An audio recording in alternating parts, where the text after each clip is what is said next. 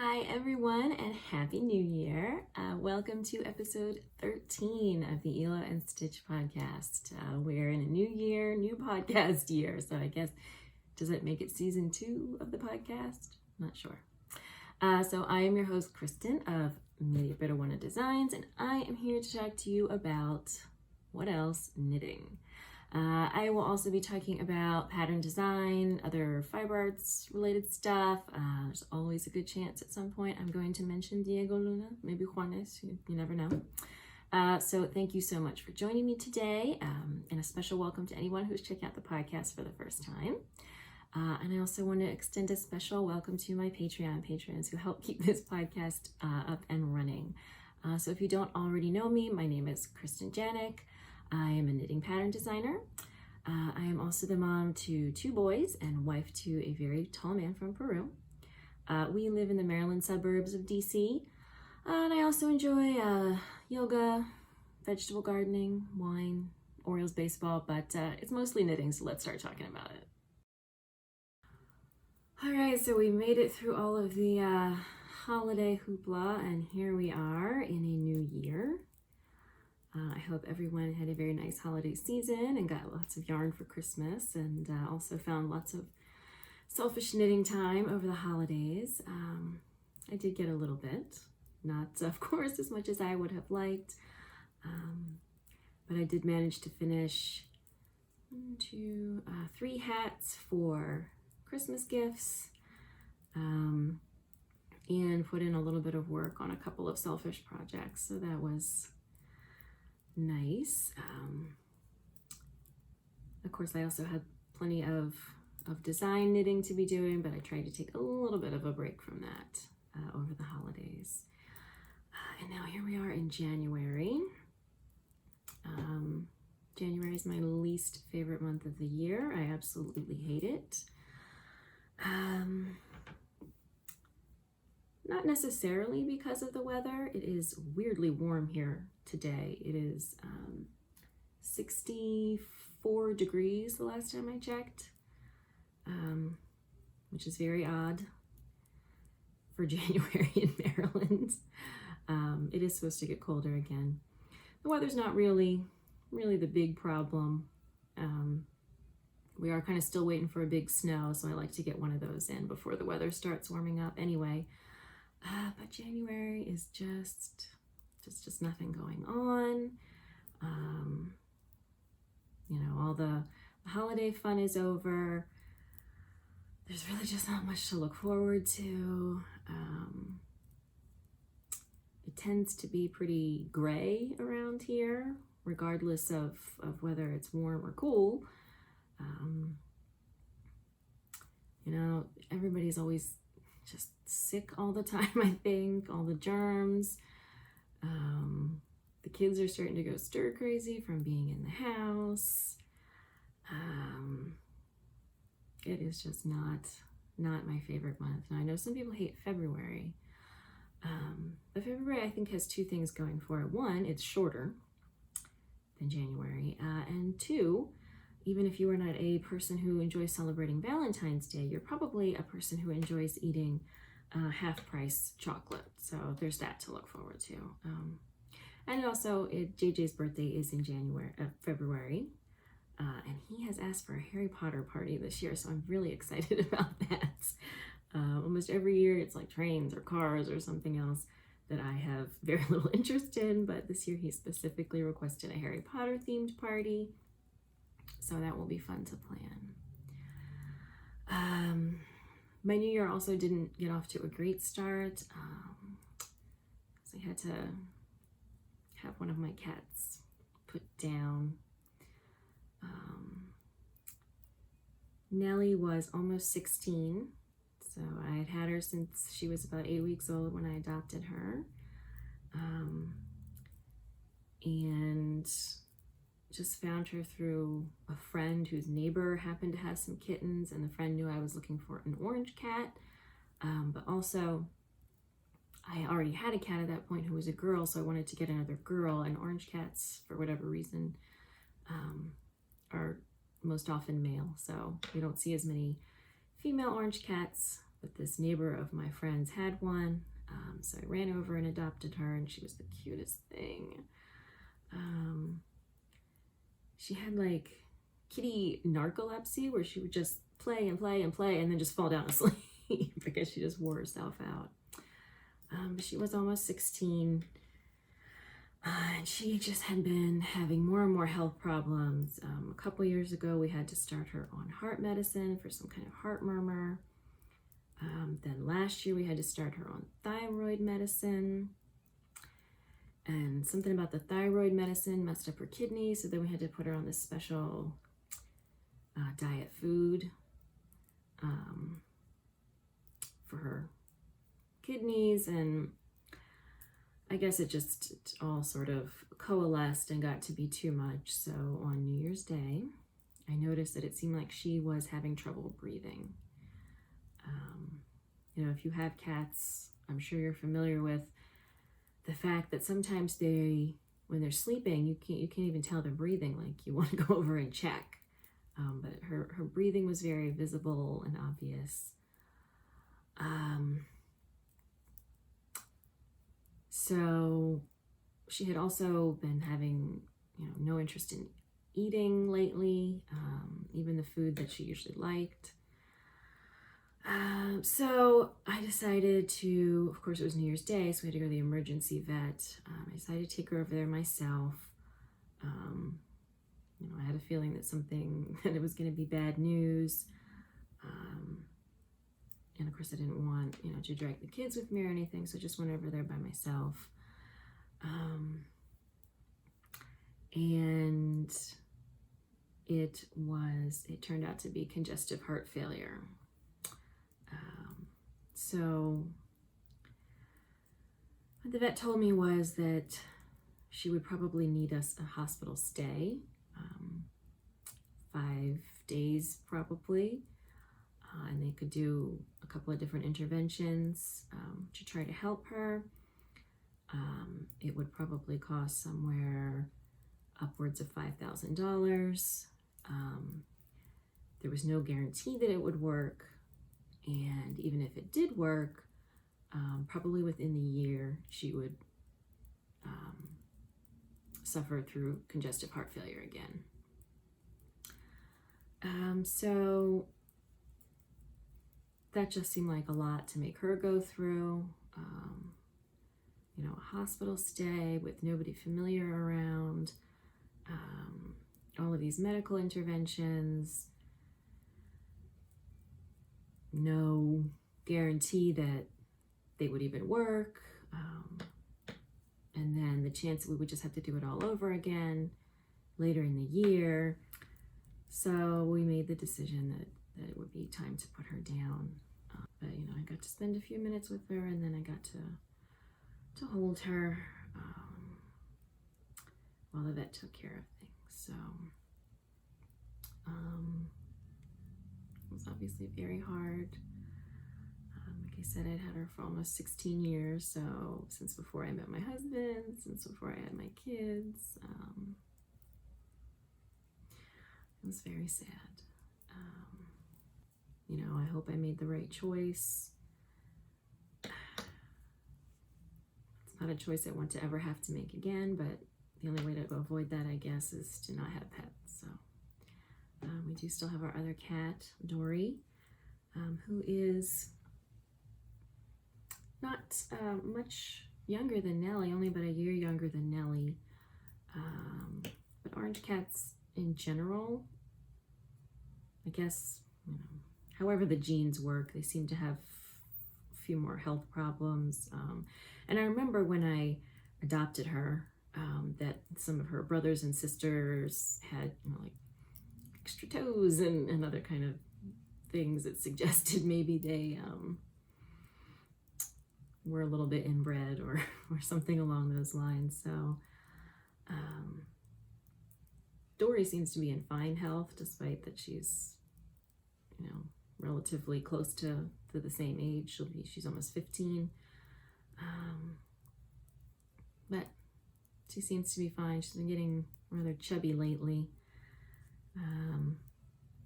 which I know is normal for pets often as they get older. Unfortunately, she is just very grumpy. She is just not a very friendly cat. She's not mean. She just isn't particularly affectionate or anything like that. Gigi keeps asking when we're going to get another cat.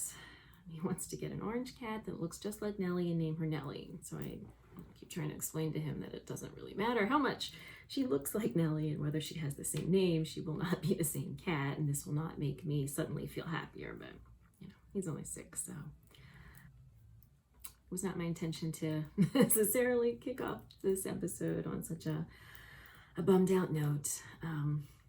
But there you have it. That's the start of my year. Let's start talking about something a little bit cheerier. So we're on and off the needles this month. I have a half of something off the needles. So I had mentioned before that I had started a pair of socks with my skein of Air Glow from Fibre for the People, and I finished one sock.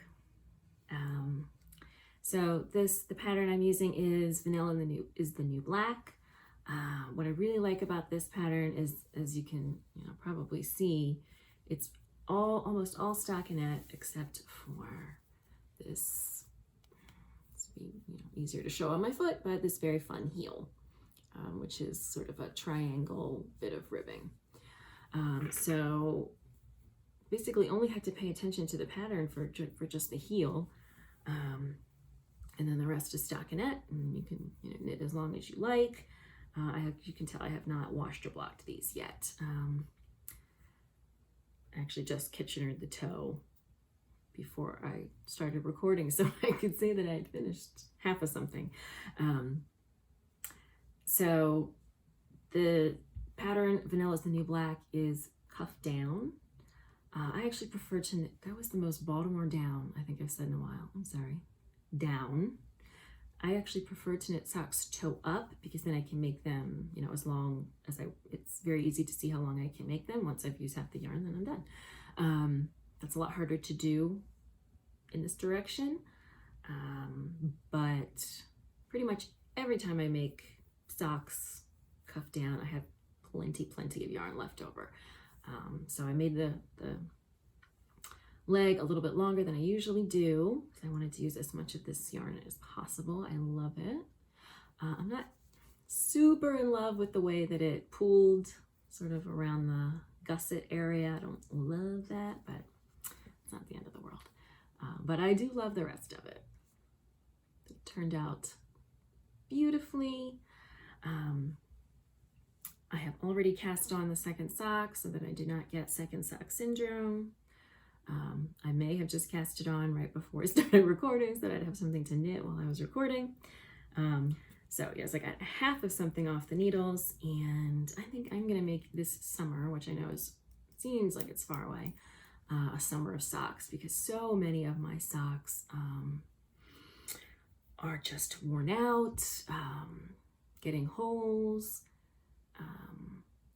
pilling, which you can clean up, but only so much before you start to sort of shave the fabric apart.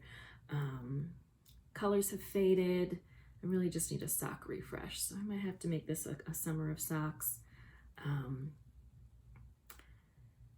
And when I started knitting socks, I really loved socks with like lots of patterning and such, but now I'm really kind of all about I'm okay with the pattern as long as I can really easily memorize it. I don't want to have to sit, because socks are so portable. I want to be able to take them everywhere. So I want something that I can just really easily memorize, and not have to be dealing with a pattern, and just, I can just cast on and bind off, and, do my thing, stick the stitch pattern in. These are, I prefer to knit socks on a US 1.5, but what I had free was a US 2, so these are 60 stitch socks. Usually I do 64 stitch socks. Like I said, I haven't washed them yet, so I'm not 100% sure they fit, but they look, obviously I can try them on now and see that they fit. I'm hoping that the yarn yarn doesn't loosen up too much when I wash them, so then they'll be a little bit too big.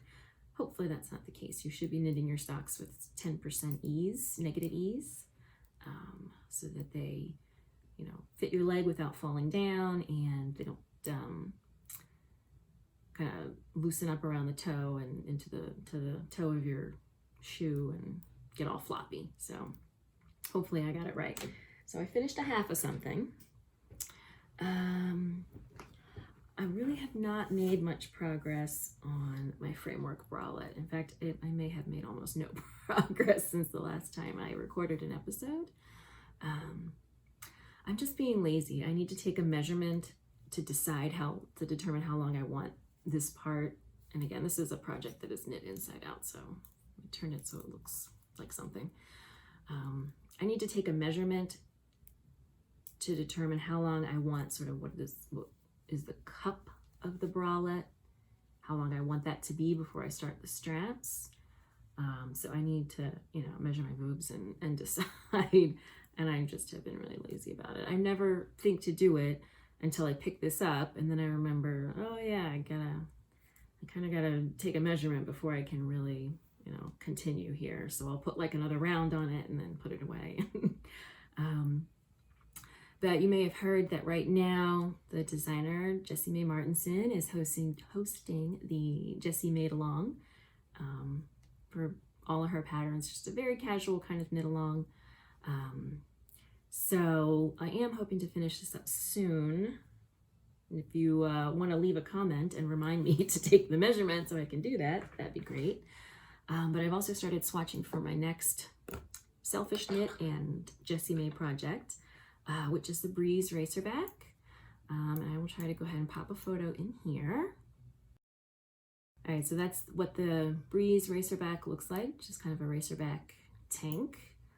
And what I've decided to do is to combine the fingering weight yarn, which is what the pattern calls for, with the lace weight mohair.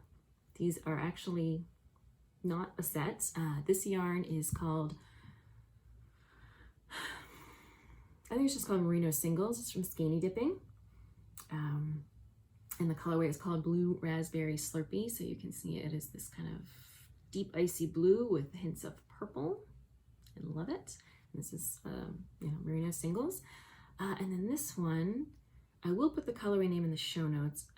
I want to say it's called like Boy Blue or Blue Boy or something like that. This is from Little Fox Yarn. So this is just sort of a, you know, traditional merino, you know, mohair silk lace weight base. And again, it's just kind of a lighter icy blue. Goes really well with this. So I started swatching. I'm actually going to rip this out. I can already tell this is not big enough. This is supposed to be 4 inches. It's maybe 3.5. And I kind of expected that.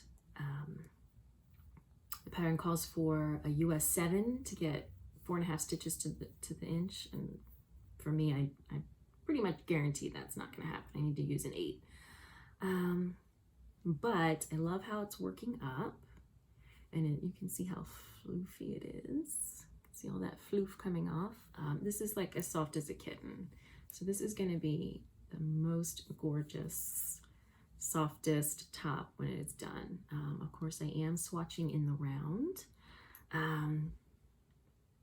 And this is just like a throwaway comment. I'll talk more about it in the next episode, but in February, my Swatch Master e-course will open again for enrollment. Actually, enrollment will open later in January. The course will start again in February 10th, I want to say. And that's one of the things that we go over is how to swatch flat in the round. So I am really delighted with this. Like I said, I'm gonna pop it off these needles soon and go head up to the 8 and swatch that way. Because I know I can tell already that this is not 4 inches, but I am loving the fabric, and it's so soft. So hopefully that will be making good progress somewhat in the near future. I am working with 3 deadlines between now and mid-March, so kind of busy with that. Not a lot of time for selfish knitting, but we'll see how it goes. I would love to finish that during the make along, and also just to have it to wear when, well, I mean, like today where it's 64 degrees in January, actually would be a good day to have something like that. So when the weather gets a little bit warmer, but it's still cool enough for knits, I think that'll be a good choice. So that is pretty much all I've got for On and Off the Needles in this episode. All right, it's time to go ahead and grab your Visa MasterCard Discover, because I'm going to talk about some awesome things that you are definitely going to want. When I do this segment, I usually try to include one knitting related thing and one not knitting related thing. So I'm going to start with the not knitting related thing, but it is definitely very appropriate for the new year. So I got this new planner.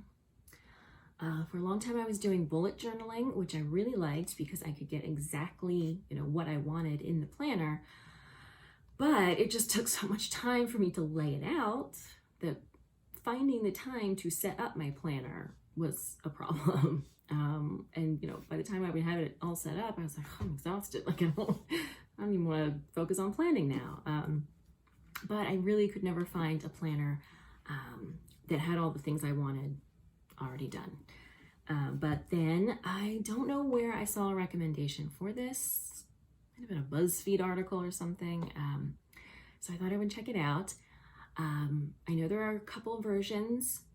I got the daily planner version. I think there's also a weekly planner version, and I'm not sure what else. But I'm really happy with the daily planner version so far. So it starts with sort of this kind of stuff for planning out your year. So it starts with sort of broad areas of your life to kind of plan out and sketch out. So daily rituals and things like that. So you may or may not be into that. There's my vision board. That doesn't interest me. Setting goals for the year.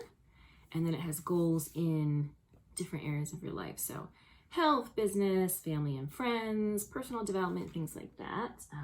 So I still have a little bit of year-long planning to do there for my goals, but I got started. And then it sort of lets you break your goals down a little bit further, to sketch out how you're going to reach them. Mind map, that's not really a thing that I'm interested in. And then it really gets into the planner. So the daily planner has pages for 6 months. So it starts with undated calendars, and you just, go ahead and write the numbers in. It has plans for the month. So habits to adopt, skills to learn, things to avoid, places to go, people to see, monthly goals, and then it has a place at the bottom for you to do sort of a post-mortem on the month. So what this month's wins were and how you'll improve. So it has the 6 monthly calendar pages, which I have not filled out all the way because I don't really plan quite that far ahead at this point. And then it starts the daily planner section with, each one starts with a weekly planner. The only thing that's really missing here that I would like to see is a menu plan for the week. I really like to write down what I'm going to make for dinners. And really, I don't need it for like breakfast, lunch, but just dinner. So I make sure I get the right stuff at the grocery store, and because otherwise I will find myself at 5:30 wandering around the kitchen trying to figure out, what the hell kind of dinner I can make with, a pack of hot dogs and, ground broccoli. So I like to have a menu planner for dinner. It doesn't have that, but then it has you, do your priorities for the week, and then it has a space for your work to-do list, home to-do list, habits and skills, which I do like to track. This life balance to-do list at the bottom, I'm not 100% sure I'm on board with that, but it's an interesting idea. And then it has the daily planner, 1 page for each day of the week. And again, it's undated, So you can fill that in. And also means, you know, if you happen to skip a week or whatever, you can still keep using the pages. You don't have to waste them. So the daily planner has, you know, set goals, priorities, schedule for the day, to-do list, and then it has a little thing at the bottom where you can rate your productivity. I haven't really tried that yet. I don't know that rating my productivity is really going to be good for my mental health, but there you go. So like I said, a page for each day, and then at the end of the week, leaves you space for some notes for the week. And again, like a kind of post-mortem, how'd the week go? What was good? What was bad? What can I do better? And I just love it. This is almost exactly what I would have had in my bullet journal when I was doing that. Like I said, I would like to have a meal plan section, but other than that, so far it's really not lacking anything. And then all the way at the back, it does just have some, you know, blank pages for whatever you might need. It also comes with stickers. I haven't used any stickers yet. They're not the cutest stickers I've ever seen. And it also has, obviously I have my stickers in it, but it has like a little pouch, it's the accordion pouch in the back to put, I don't know, whatever you might need in there. So I bought this on Amazon, my Christmas money. I want to say it was about 25 bucks. And like I said, it lasts for 6 months or longer if you don't keep up with it, I suppose, which seems likely for me. I also like it has a pen doohickey, and it has 3 of the kind of ribbon bookmarks, which I find very helpful. So, like a Clever Fox daily planner, comes in different colors. This is the rose gold. Really loving this so far. So if you were looking for a planner for the year, highly recommend. And then the other thing I'm going to recommend, or at least show off, is my adorable t-shirt. So I got this t-shirt from Fibre for the People, which you can see it says right there. I think it's adorable. Whatever speckles your yarn, that's hilarious. It is, I believe, shipped direct from the printer. So if you go over there and order yarn, and then you want to order a t-shirt, they're shipped separately. So they're made on demand. And I want to say this is the maroon. Comes in a bunch of different colors.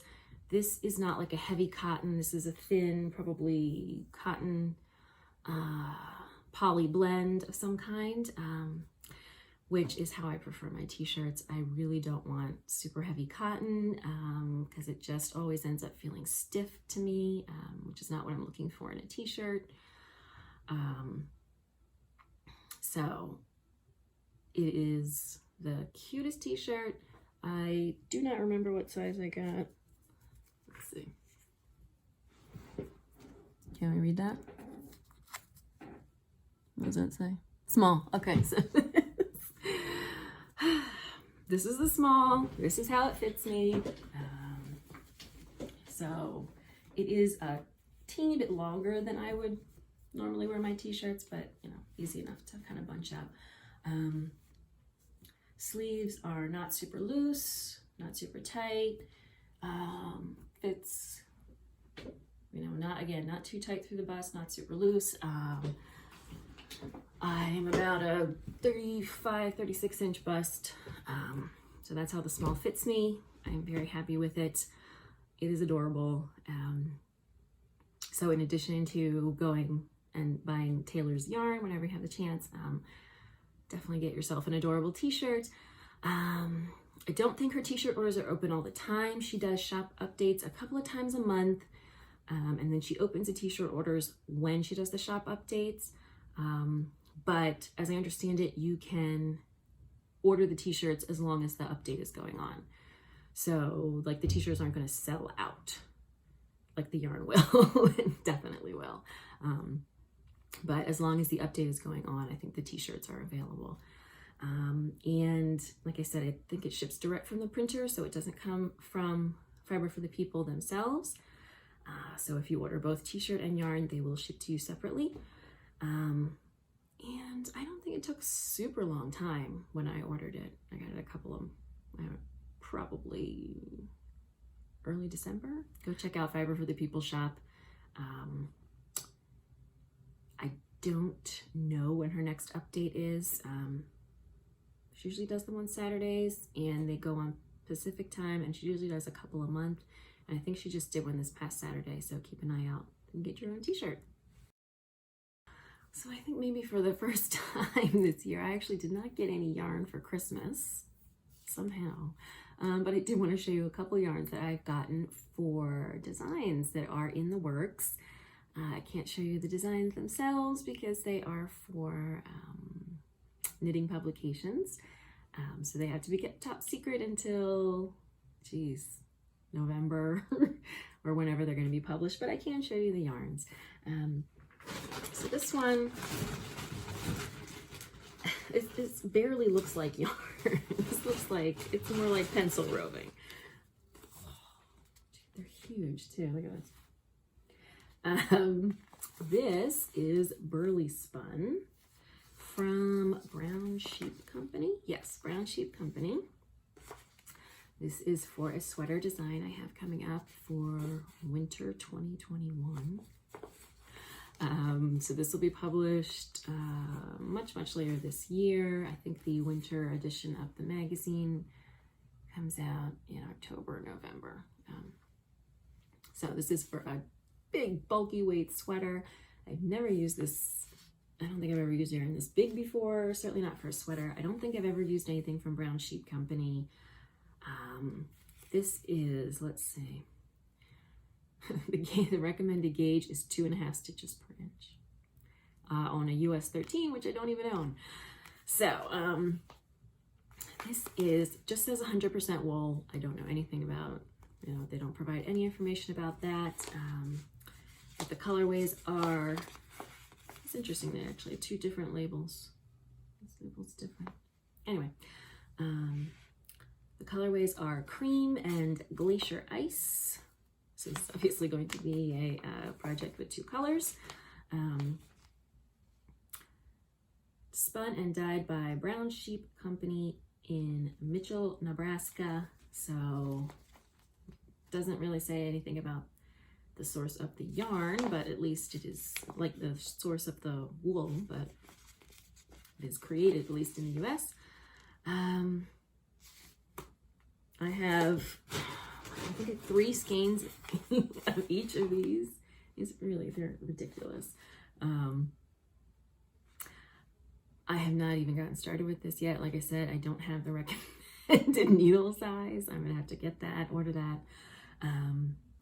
Obviously, whatever project this is for is gonna work out pretty quickly at 2.5 stitches to the inch, maybe 3 stitches to the inch. It's going to be very interesting, but really this just kind of looks like, don't look at my face, look at the yarn. Just looks like roving, basically. So this is very interesting. This is going to be one of the more interesting yarns I've ever used. And then another yarn I have for an upcoming design. This is from Harrisville Designs. I've used a bunch of their yarn actually recently.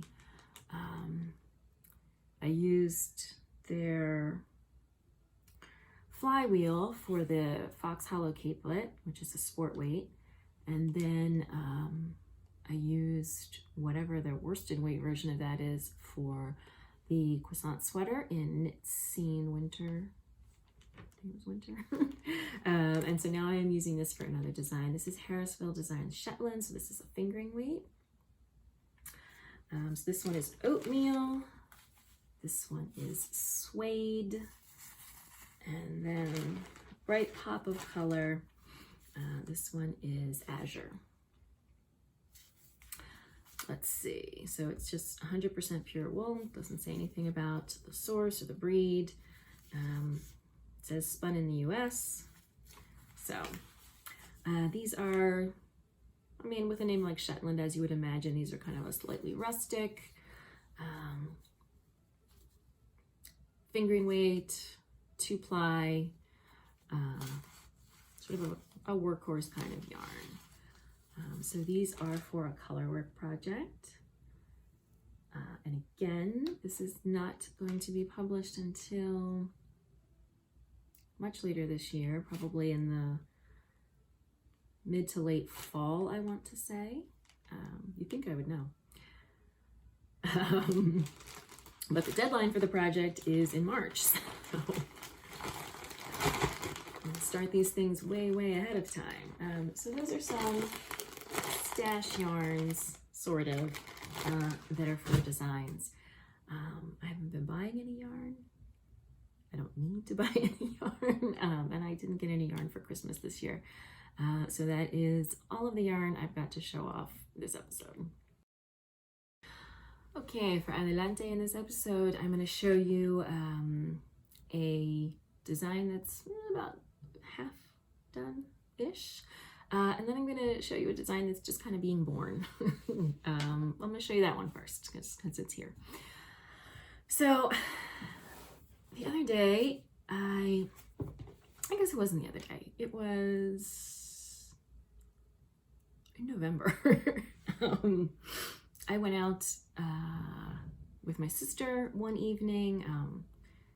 My mother-in-law and my sister-in-law, my brother-in-law, everybody was about to come to town for Thanksgiving, and I told my husband, you know what, I'm just gonna get out of the house for the night because we're about to have a very hectic week. So I went out with my sister, and she lives in Frederick, Maryland, and she knows every single person in Frederick, Maryland.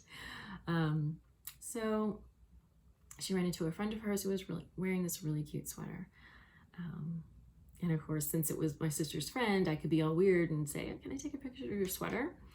Because what I really liked about it was that it had a rolled hem and then transitioned into ribbing. For some reason, that really caught my attention. And then it was just all over cables.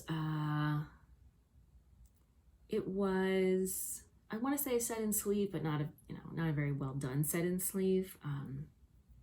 Just looked a little, machine made and a little sloppy around the armholes.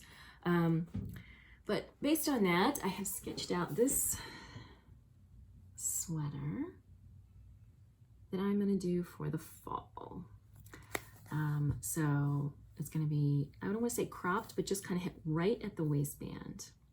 All over cables, a drop shoulder, a big cozy cowl neck. So I sketched this out, and I was very excited about it. So then I started swatching just some simple cable ideas. I didn't want it to be something like Diego, where the cables get a little bit more complicated. I really wanted the cables to sort of be simple, so that more the structure of the sweater and some of the details would kind of be shown off more. Also, I want to do it in a fingering weight yarn, just because with all of the cables, doing a pullover with all over cables and something like a worsted or a DK just makes a very heavy sweater. So I want to use a light fingering weight yarn. So I grabbed, I think this is just a skein of palette or a ball of palette from Knit Picks, which is just a sort of workhorse fingering weight yarn. Nothing fancy, and started playing with some cable ideas. So I did the rolled hem, I did this twisted rib, and I am working on larger needles because of all the cables, and because it's fingering weight. Nobody wants to knit a fingering weight sweater on a US 2 needle. That would be crazy. So this is like a 5 or a 6. I can't really remember. Also, I don't want that hem to pull in. I want it to be more decorative. So I don't want it to be a kind of, I guess, a functional rib. I really want it to be more of a decorative. So you can see this is a twisted rib because of the larger needles. It's a little bit airy looking. and then there's these simple slip stitch cables. And so I absolutely love it. So I started thinking right away about what yarn I wanted to use. And I landed on, I'm going to say this wrong because it's been a long time since I took French. I believe it's Biche et Bouche, which is a yarn company based in France, as you might have guessed. And they have a line called Le Petit Lamb's Wool, which is sort of a slightly rustic, fingering weight yarn, sort of like palette, with lamb's wool. As again, you might have guessed from the name, Le Petit Lamb's Wool. So I reached out to them and they said, oh, we'd love to support this design. So this is so far away, you know, probably mid to late autumn, but I'm already really excited about it. So I just thought I would share a little bit more about it. And then the other thing I'm going to show you is on my dress form. So I'm going to switch the camera around. Okay, so this is going to be my next pattern release. It's not moving as swiftly as I had hoped, mostly because this is the sweater project that I am recording for the Knitting Design Studio vlog series. So a lot of times I want to move forward, but I'm like, oh, I have to record that. So I'm not moving quite as swiftly as I had hoped. But as you can see, I am half done the body. So this sweater, which has a fuzz on it, starts at the center back with these, what are they called? Latvian braids, Vickel braids, however you want to call them. And then it is worked sideways. It's being worked in Harrisville Designs Nightshades, and I am fading 4 shades together. So it starts with a sort of black red, and then it fades to this kind of black purple. Then we go to black purple also on the other side, into the dark blue, and then into the sort of green blue. So I think the fading is working really well. It's going to be a modified drop shoulder, so I've already seen the shoulders up here, and they slope downward a little bit. Eventually sleeves will be picked up around here. And this does need some blocking because this is gonna stretch quite a bit. It's garter stitch. And then the neckline is shaped with short rows. Short rows are very easy to work in garter stitch. You know, a lot of times in stockinette, you'll find little gaps and things, and you just don't see that with the garter stitch. I actually haven't done anything here other than bind off, but it does look really neat and tidy. So I have started the opposite side. I haven't made a whole lot of progress here, but it is pretty quick knitting. This is on a US 8, 7, 8, yeah. So it's going pretty quickly, and now that I've sort of worked out how to do this part, it'll be easier on the opposite side. I've already sort of worked out how to fade the colors and how to work the short rows. So we'll do that.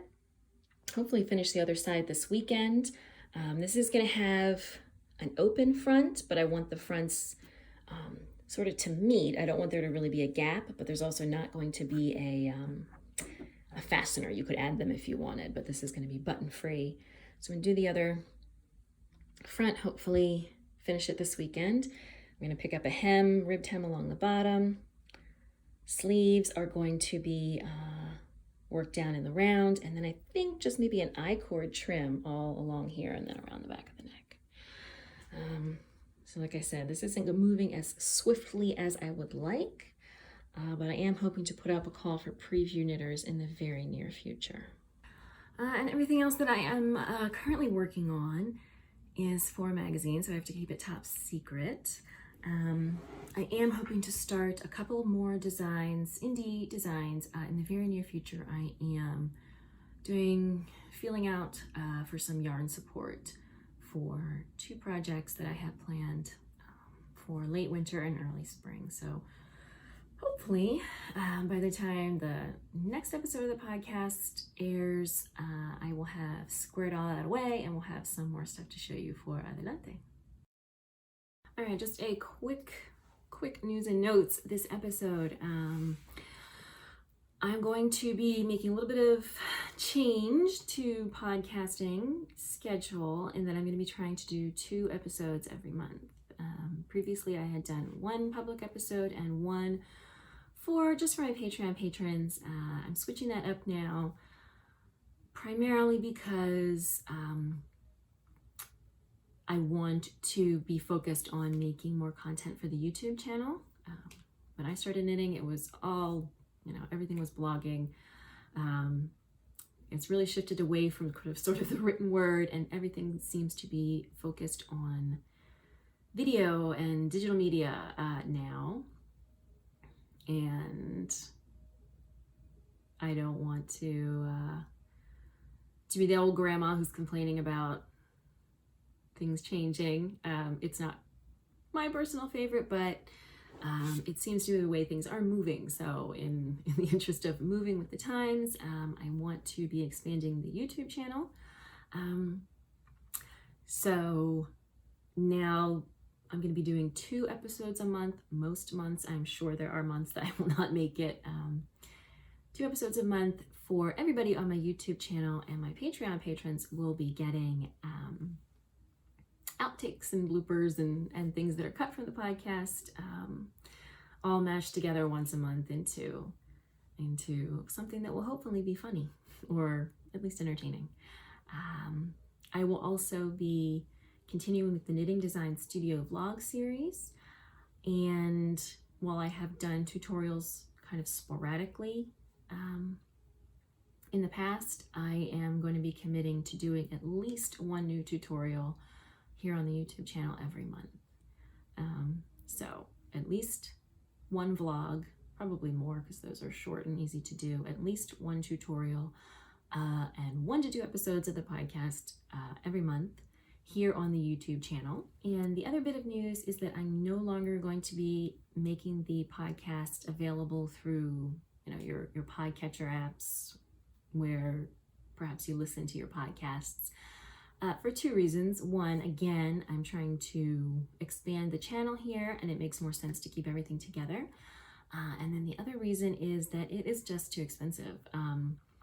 I was hosting the podcast on Libsyn, and it was costing me $20 a month for just 1 episode of the podcast, which I had to take the time to compress, which kind of wasn't the best for the video quality, maybe the sound quality, but it was $20 a month for, I want to say, 400 megs of the hosting on Libsyn, which was barely enough for 1 episode and definitely will not be enough for 2 episodes.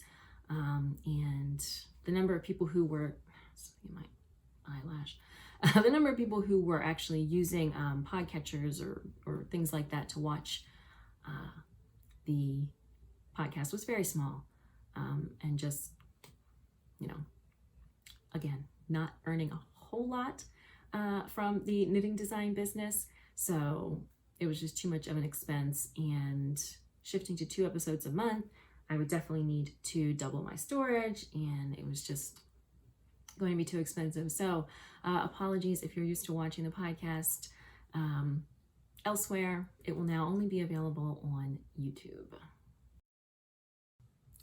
Thank you so much for joining me for episode 13 of the Hilo and Stitch podcast. You can find show notes with links to everything that I have talked about over on my website at mediaperuana.com/Hilo and Stitch. A special thank you to my Patreon patrons who are keeping this podcast and my knitting design business and all of that good stuff up and running with their support. If you are interested in learning how to support the podcast and also learning about how to get free patterns and other fun perks, you can find all of that information at patreon.com/mediaperuana. If you're looking for me on social media, you can find me on Ravelry and Instagram as Media Peruana. Also a little bit Facebook, but I don't use that as much these days. So Instagram and Ravelry are your best bets. And that is all I've got for you in this episode. I will see you next time.